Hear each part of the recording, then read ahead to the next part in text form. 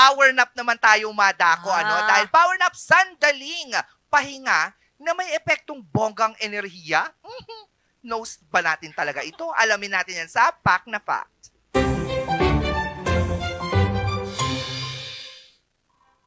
Alam mo ba ang isang bagay na akala mo saglit lang? Lumagpas ka na pala sa deadline mo! Hindi yan chismis, hindi rin yan online sale.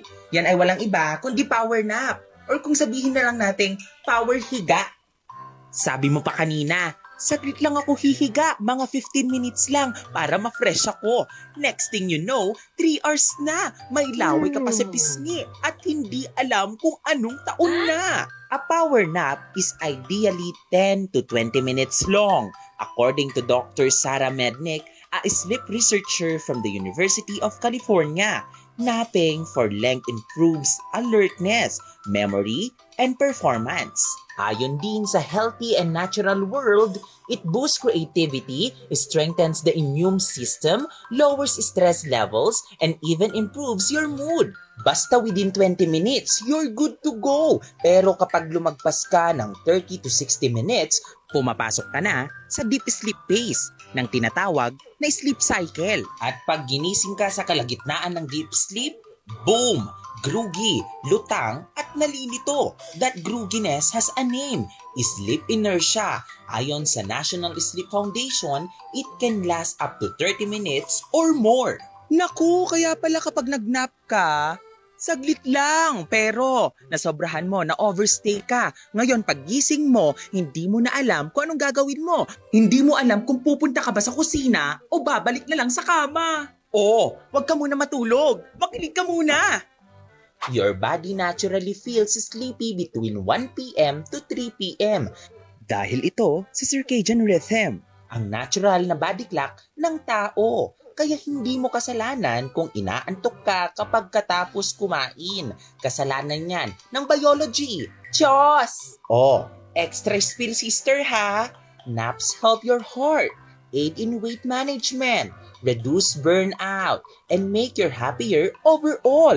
Pero tandaan, too much of a good thing is still too much. Kaya sa susunod na matulog ka, saglit lang. May science behind your saglit lang. So set an alarm, or better yet, dalawa. Yung isa pang gising, yung isa pang quote, I deserve this rest.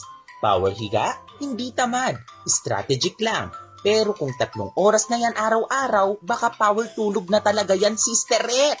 Well, basta tandaan, napping is good. Overnapping, well, pag-uusapan natin yan. I-schedule natin, oo, plus tubig. And always remember, sleep smart, not long. Oo nga naman, we need to sleep smart, not long. Yun naman talaga ang power nap eh. Oo. Yung mga saglitan lang pala.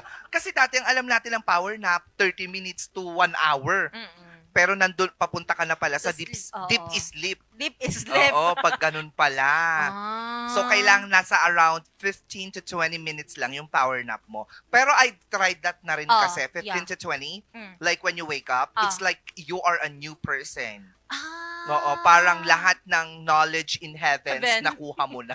Now I know Parang kung ganon. bakit kapag umaabot tayo ng 30 to 1 hour, pag gising natin, mas ngarag tayo. Yes. Ano? Lalo na pag sinasabi mong power nap. So, Oo. dapat kapag ganun din lang naman na plano mo mag 30 to 1 hour, ituloy-tuloy mo Tuloy na mo lang. na.